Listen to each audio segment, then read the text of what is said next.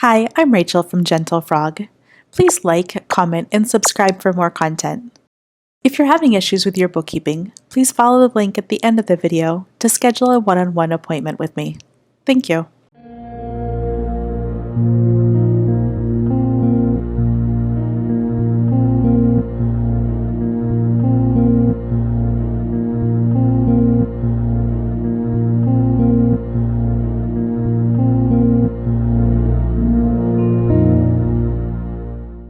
In today's video of custom training, I want to show you how to use a software I use called MoneyThumb. As the year-end approaches, a lot of us find ourselves in the situation where we need to catch up a bunch of banking records from the previous year.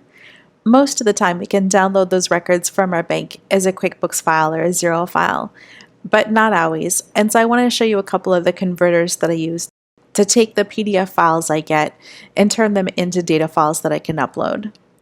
As I go through this tutorial, if you realize that you have questions, please go ahead and leave them in the comments box. Please subscribe to my videos for additional content.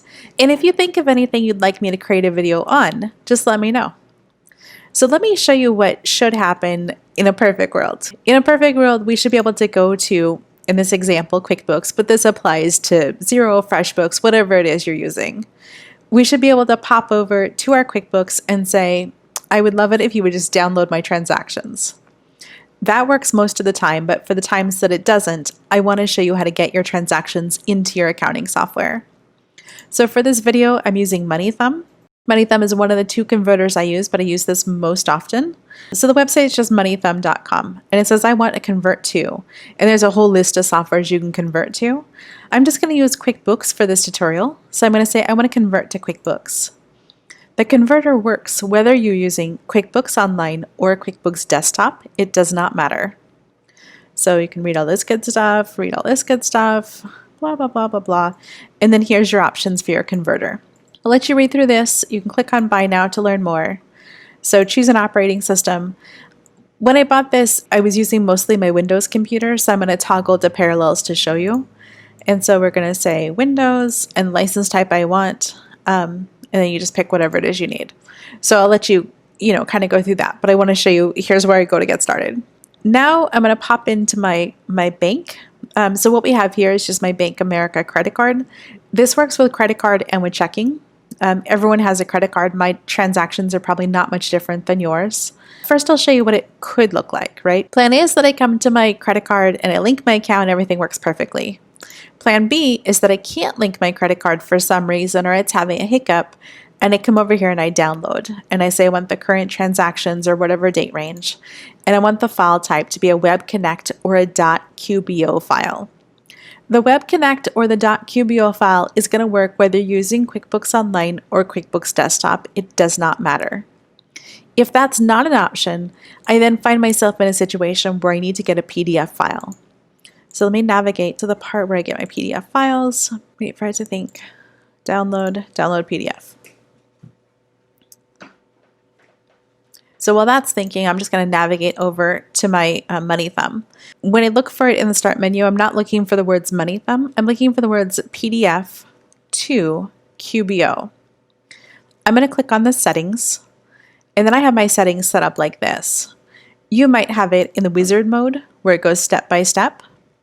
I just like it to be all at once. So in the upper left-hand corner, it says, what are you converting? I'm converting a credit card. What's the FID? I don't really know what that stands for, but basically it's saying what bank are you using? So I'm using Bank America. If I wasn't and I need to find it, I can just come in here and say, I'm using Bank of America. I find the one I want. I click on OK.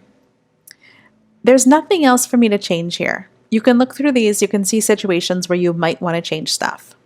I'll click on OK. I'm going to then click on the green box that says Convert. It's going to ask me what I wanted to convert.